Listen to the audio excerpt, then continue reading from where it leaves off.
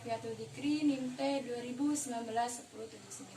Alhamdulillah pada kesempatan ini kita semua masih diberikan akal sempurna dan sehat oleh Allah sehingga bisa melakukan belajar secara online. Pada kesempatan ini saya akan berbagi mengenai materi metode pembelajaran jigsaw dan metode pembelajaran problem solving. Yang pertama, metode pembelajaran jigsaw. Apa sih itu metode pembelajaran jigsaw? Metode pembelajaran jigsaw adalah salah satu metode pembelajaran aktif yang terdiri dari kelompok-kelompok kecil, di mana kelompok-kelompok kecil itu beranggotakan 4-6 orang. Dan materinya itu disajikan berupa teks, sehingga setiap anggota kelompok itu mendapatkan subtopik dan peserta didik itu akan memiliki tanggung jawab untuk menguasai subtopik yang sudah dibagi tersebut. Sehingga ketika mereka sudah menguasai, memahami materi tersebut, mereka harus mempresentasikan dan mengajarkan materi itu kepada anggota lain. Selanjutnya mengenai konsep metode pembelajaran jigsaw di sini, yang pertama guru harus menentukan topik. Di sini topik kan berbentuk umum Mas Yan. Contoh mengenai topiknya A. Di sini guru harus membaginya menjadi beberapa subtopik. Contoh lagi ada A1, A2, A3, dan A4. Nah, jumlah subtopik di sini juga menentukan banyaknya kelompok. Jadi, misalkan dalam satu kelas itu ada 32 siswa. Maka di sini akan ada kelompok 1, kelompok 2, kelompok 3, dan kelompok 4. Nah, dalam kelompok 1 di sini kan ada 8 anggota, di mana tiap siswa itu akan diberikan salah satu atau 2 orang siswa akan mendapatkan satu subtopik. Maka ditugaskan 2 orang siswa mendapatkan satu subtopik. Jadi di sini ada misal A1, A2, A3, A4. Maka kelompok 1 2 orang masuk ke memiliki subtopik A1, begitu pula 2 orang memiliki subtopik A2, 2 orang memiliki subtopik A3, dan 2 orang memiliki subtopik A4. Nah, setelah itu mereka yang memiliki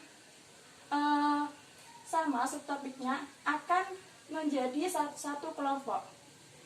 Jadi dari delegasi 2 orang dari kelompok 1, kelompok 2, kelompok 3, dan kelompok 4 itu yang memiliki subtopik yang sama menjadi satu kelompok yang namanya itu kelompok ahli. Di kelompok ahli di sini mereka berdiskusi, bekerja sama, dan juga saling memberikan pengertian atau yang lainnya mengenai materi yang sudah dibagi, subtopik yang mereka miliki. Setelah itu, setelah mereka sudah menguasai materi yang sudah dibagi tersebut, mereka kembali ke kelompok asal. Kelompok asal di sini adalah kelompok 1, kelompok 2, kelompok 3, dan kelompok 4. Nah, setelah mereka kembali ke kelompok asal, mereka mempresentasikan materi yang sudah mereka pelajari pada kelompok ahli di sini. Setelah itu, mereka sudah bertanggung jawab untuk menerangkan. Setelah itu, guru memberikan kuis kepada semua anggota. Kuis ini mencakup semua topik ahli. Topik ahli di sini yaitu ada kuisnya meliputi subtopik A1, A2, A3, dan A4. Setelah itu, guru mengevaluasi dan memberikan penghargaan kepada suatu kelompok atau individu yang memiliki skor tertinggi. Tujuannya untuk meningkatkan motivasi siswa. Metode pembelajaran jigsaw di sini memiliki kelebihan diantaranya. Yang pertama, meningkatkan hasil belajar siswa. Yang kedua, meningkatkan daya ingat siswa. Yang ketiga, mendorong tumbuhnya motivasi intrinsik. Yang keempat, mendorong siswa untuk berperan aktif di dalam kelas. Yang kelima, meningkatkan rasa tanggung jawab siswa terhadap pembelajarannya sendiri dan pembelajaran orang lain.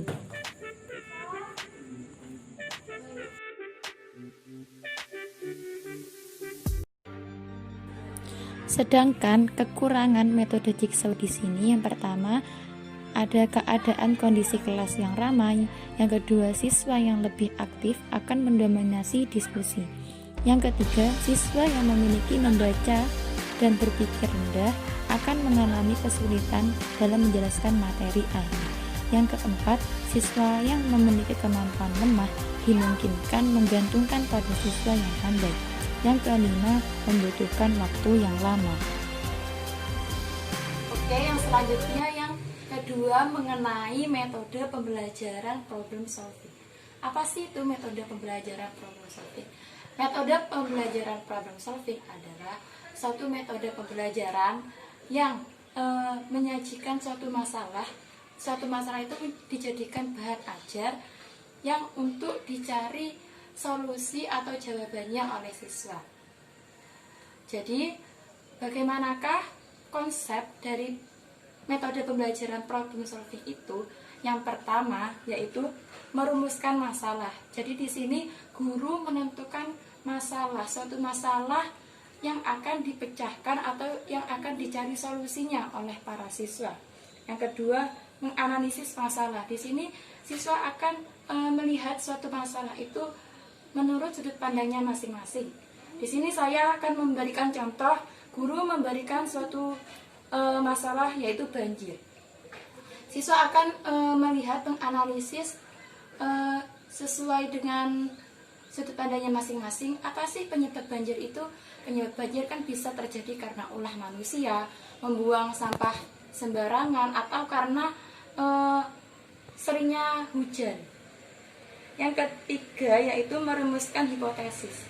Di sini langkah siswa merumuskan berbagai kemungkinan pemecahan sesuai dengan pengetahuan yang dimilikinya. Nah, jadi di sini biasa banjir itu bisa disebabkan oleh ulah manusia atau karena air hujan, seringnya hujan.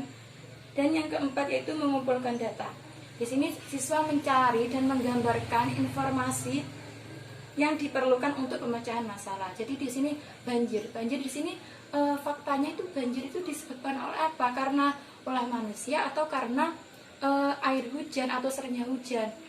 Semisal banjir di sini karena ulah manusia yang sering membuang sampah pada sungai. Yang kelima yaitu pengujian hipotesis, yaitu langkah siswa mengambil kesimpulan sesuai dengan penerimaan dan penolakan hipotesis yang diajukan. Jadi di sini tadi siswa sudah mengambil suatu langkah solusinya, yaitu misalnya kan seumpama tadi kan karena ulah manusia, bisa juga langkahnya itu mengambil suatu langkah cara penyelesaiannya tidak membuang sampah pada tidak membuang sampah pada sungai. Ya pokoknya itu intinya menjaga sungai, bagaimana sungai itu tidak meluap.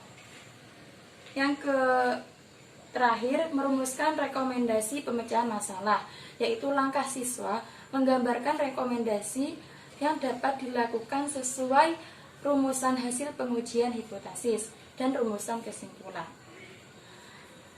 Kiranya hanya itu yang bisa saya sampaikan. Apabila ada suatu kata yang kurang atau satu perkataan yang salah,